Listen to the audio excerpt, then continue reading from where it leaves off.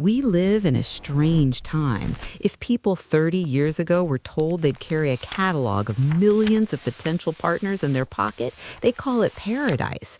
We got the freedom of choice we dreamed of, but the numbers are alarming. 85% of young people feel lonely, and satisfaction with dating has dropped by half in just a few years.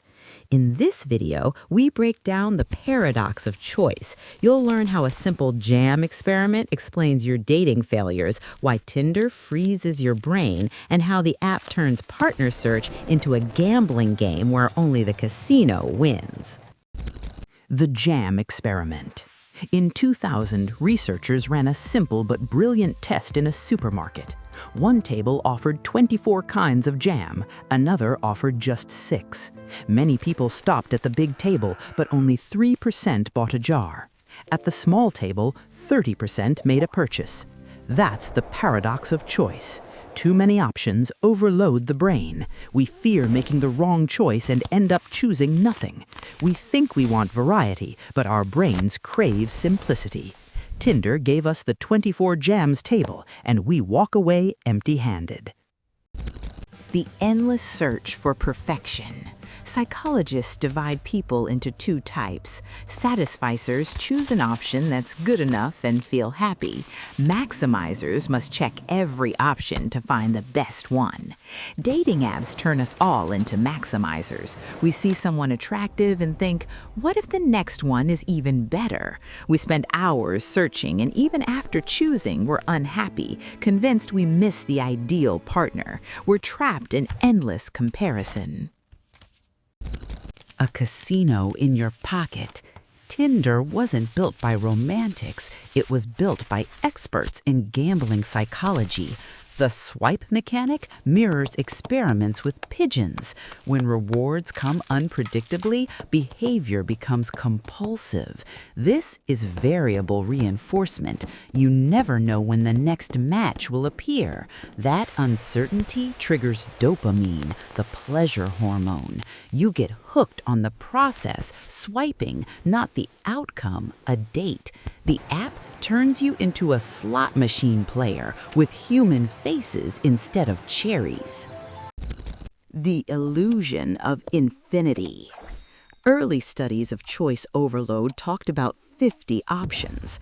Today, an active Tinder user can swipe through up to 300 profiles a day. It feels endless. That distorts reality. People become catalog items with no last page. We reject good matches over trivial details, music taste, a bad angle, believing there's always someone better next. We throw away real chances, chasing a mythical ideal one swipe away. The poison of doubt. Even after a good date, the app keeps poisoning your mind.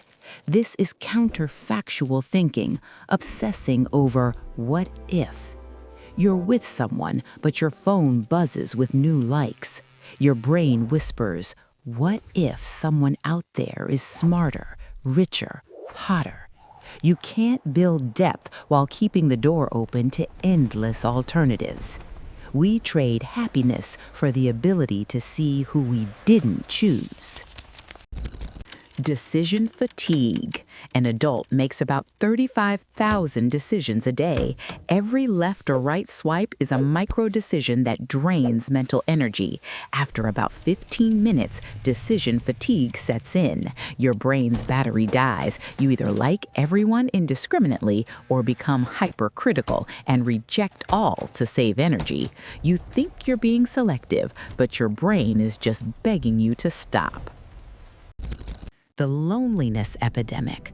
The paradox, the more we use dating apps, the lonelier we feel. Studies show active users are more likely to experience depression and anxiety. Social comparison plays a role. You see only the best photos of the most attractive people. Against that backdrop, real life feels dull. Likes are a poor substitute for warmth and connection. We've learned to collect digital matches, but forgotten how to build relationships.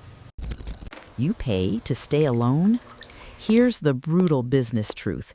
Tinder loses 2 customers every time a happy couple forms. Their goal isn't your wedding, it's your subscription. They keep you suspended, just enough matches to keep you from deleting the app, not enough to find love and leave.